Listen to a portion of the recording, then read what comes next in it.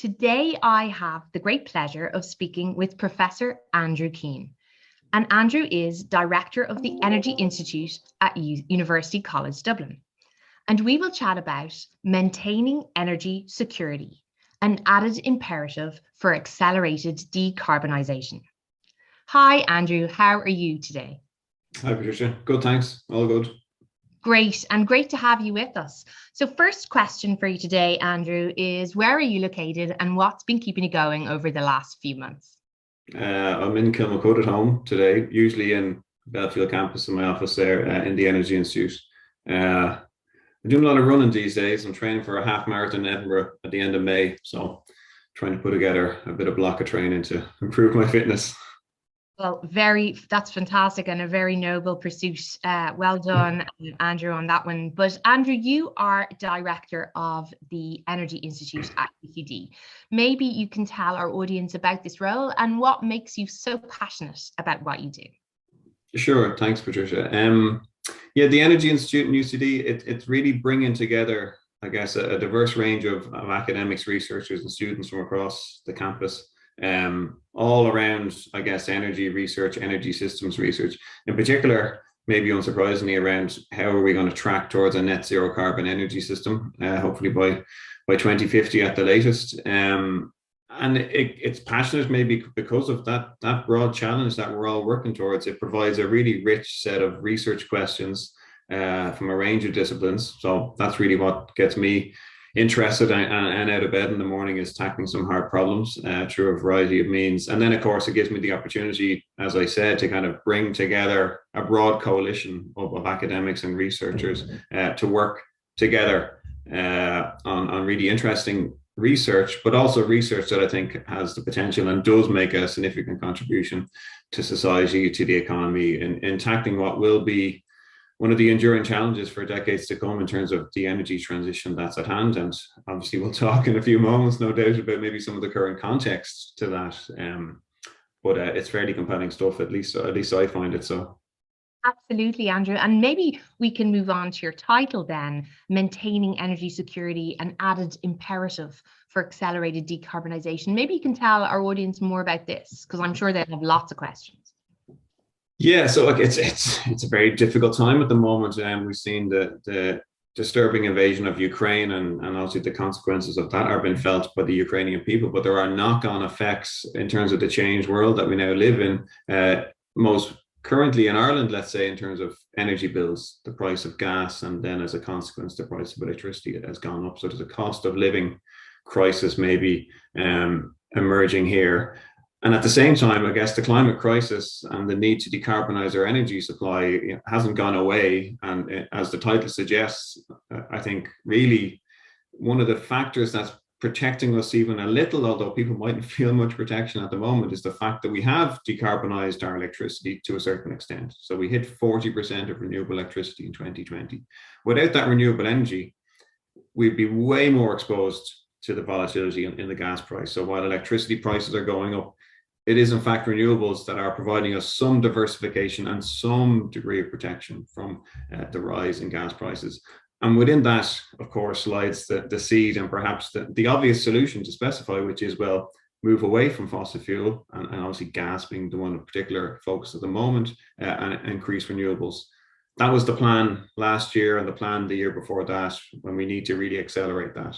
I guess within that, of course, is an issue in that there's no quick fix to kind of provide fast solutions in terms of energy infrastructure that are going to really have a significant impact. It takes years to build a wind farm or a solar farm or whatever, or major energy infrastructure. But the solutions for the future are absolutely the right solutions. And if only we were a little bit further down the track, or we had done more in previous years, we would have a greater degree of protection to what's going on at the moment. Oh, I'm sure you're going to get a lot of questions about that, Andrew. I know I've many that I want to ask you myself, but audience, please do remember to submit your questions, because I'm sure there'll be many for Andrew. But final question in our 5 minutes, and I heard you speak about togetherness, but in UCD Discovery we are very passionate about interdisciplinarity, and I'm just wondering how important is that to your work, Andrew? Hugely important, as I guess I alluded to. One of the one of the reasons that we have institutes like Discovery and Energy and others, Earth and others around UCD, is to promote and see that interdisciplinarity and multidisciplinary work. And in my view, energy and what we're talking about with the energy transition and decarbonisation. I'm an electrical engineer. We developed a really leading capability in electrical engineering and integration of renewable energies onto the grid. But the challenges of the energy transition are so much bigger, obviously, to say, than any one discipline. And having disciplines working together, engineers with economists, applied mathematicians, computer scientists, all of these are part of, I guess, the membership of the Energy Institute. And it's a really good sign of a healthy, vibrant community of researchers and others who can inform each other. And it sounds very come by hour and the campfire kind of stuff, but there is real substance behind it, believe me. And we've seen the fruits of this, and it's certainly an approach that will be continuing in the years to come here at UCD and in the Energy Institute. We are one of the biggest advocates behind that and behind all the institutes, but there are so many questions coming in for you, Andrew. So I will try my best to kind of pull them into areas. And here's a good opener. Which energy is the cheapest? Which energy is the cheapest? I guess the energy not used, that's a bit of a glib answer to the question, but the need for efficiency should not be overlooked.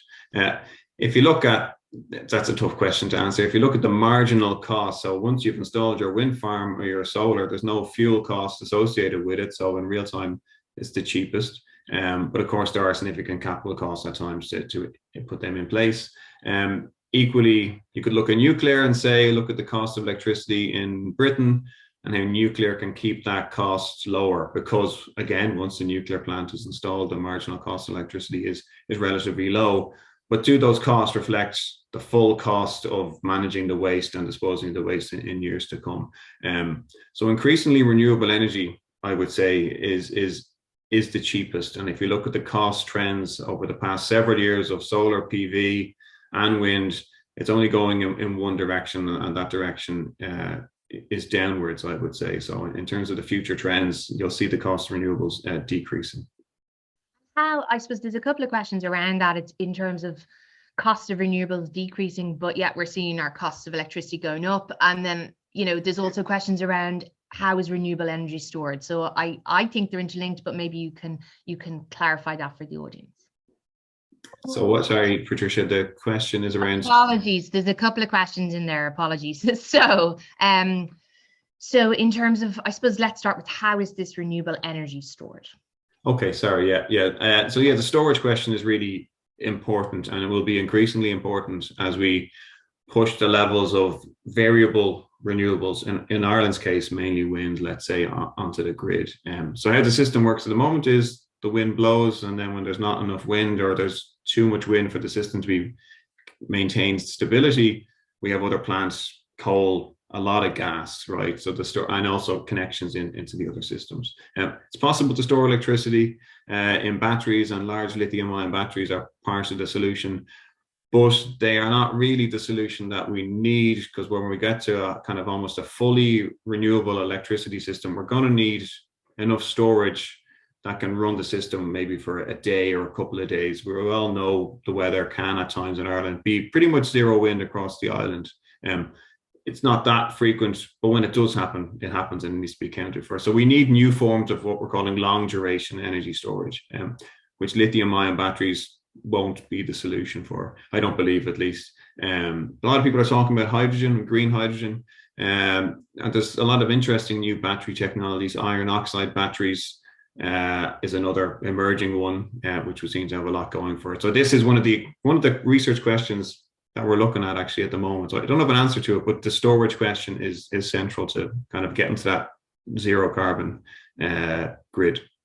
Okay, and I suppose each one of us on this call today, there's a number of questions coming around this, but each one of us on this call today is most likely living in accommodation somewhere in our householders, and we pay electricity bills, gas bills. So is there anything I suppose we can do right now as consumers to reduce our costs?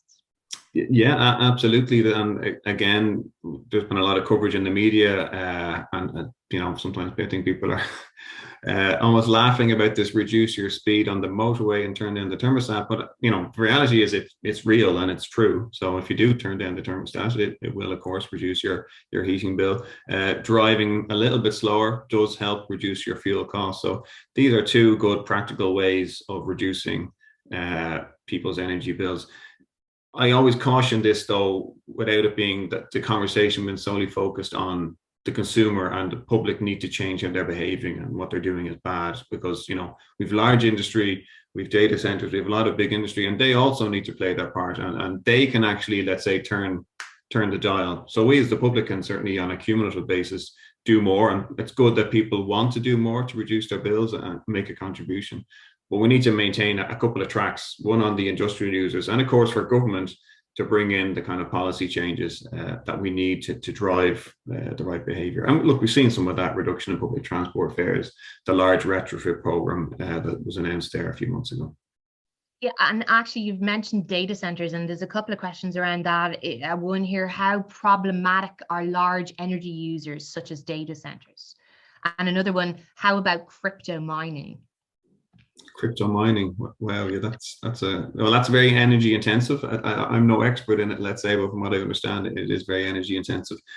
Yeah, look, there's no doubt about it. Data centers are really large energy users. Now they're using electricity for the most part, so you know that's the cleanest to date. And the track for electricity and electrification being how we decarbonize our energy, there's a lot of good sense in that, and I'd be an advocate for that because there's good basis for it.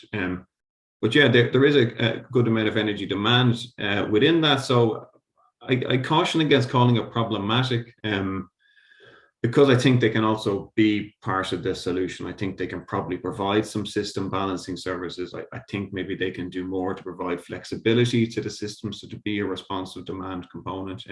So I'm not saying that they can solve all the problems, but I think they should be asked to step up more and provide those solutions. And I also think there's a other side of the data centers, which is around the fact that, you know, their location here is part of the success of the IDA in attracting major global tech companies. So while the data centers mightn't have that much employment associated with them, I think their presence cannot be viewed in isolation without considering the many employees, you know, thousands of employees in the Irish economy associated with those companies who are located here on other tasks and roles. That's it. We're going to go kind of more long term now. There's a lot of questions around, so we're going to move it to the government, and then we'll move it to long term, Andy, because we're going to run out of time otherwise. So a couple of questions around EirGrid. So last month, EirGrid told an Oireachtas committee that Ireland is on course to harness offshore wind energy to power 3.75 million homes by 2030. Is this true? And would that mean we would hit our target in the government climate action plan? The 3.7 million homes metric, I can't quite speak to that. I would trust EirGrid that if they're saying that it is true, but there's no doubt about it that the development of offshore wind in the Irish Sea, which is I think what EirGrid are referring to there, is absolutely central to our 2030 targets. Whether maybe we're on course, but let's say we're at an early step on the course. So the challenge will be accelerating the progress and maintaining that course. As in, no turbines are going to go into the Irish Sea for at least another, I would say, 3 to 4 years. So there's a road to run yet. But again, if you think of the current crisis, wouldn't it be wonderful that we did have all those offshore turbines in the Irish Sea? Because it would further decouple us in terms of electricity from gas. Yeah, and actually there's a question here from Rebecca Graham in terms of the latest IPCC report. Our greenhouse gas emissions need to peak by 2025. Do you think Ireland will transition to renewables in a timely manner, or are we behind the curve? We're definitely behind the curve, particularly in the transport and heat sectors. If you look at the transport sector, I mean, you know, the solution is quite simple: stop burning stuff. I'm being a bit simplistic, but literally, we just need to stop burning stuff. It's so inefficient. And in everyone's car, pretty much freight. There's some electric rail, still a lot of diesel rail. There's very little buses that aren't. The internal combustion is still kind of everywhere. So, you know, we're way off on our transport targets to date. Obviously, I'd hope be optimistic for the future. And equally, in terms of heating, again, the climate action pointing towards electricity. So in terms of our emissions peaking by 2025, I think that's one of the problems we now face actually with the current crisis, is that it seems somewhat inevitable to me that we are going to have to suffer an increase in emissions to maintain our energy security in the short term. The hope would be that in the whole scheme of things, as in once we target towards 2050, it will be a blip along the way. But it's certainly disappointing, I think, for anyone to kind of just to know that Money Point is burning a lot of coal these days to keep the lights on. And it seems like that will remain the case for at least a number of months, if not a year or two. So, yeah, that's not a very optimistic tone, but I think maybe there's a degree of realism to that, Patricia, you know. I was just going to say there's a real realism there, and it actually answers another question coming in from McDara Malloy in terms of Ireland's response over the next 3 years, these massive emissions. You've kind of answered that. There is no ideal situation, as McDara has asked. Is there one? I think there isn't. But in the interest of time, and we've almost run out, but I'm just going to bring you back. So there's questions, Andy or Andrew, around wave energy, but I think you know, let's go back to the wind and the future here. Let's go back to what will Ireland look like from an energy perspective in 2050? What is the ideal scenario? What should we be doing as that little island off the coast of Europe? I mean, yeah. How do you want to finish this? Yeah, sure, absolutely. I mean, there's a lot of investment gone into wave energy. No device has yet been seen, or nothing that I've seen would indicate that we're going to see a commercially viable wave energy conversion device in the near term. The story of the future is very much wind and obviously solar, if you think globally, and offshore wind in particular, floating offshore wind being particularly promising looking technology for the future. And I actually think, yeah, as you kind of mentioned in your question there, you know, our geography is northwest edge of Europe, a lot of water, we're an island around us.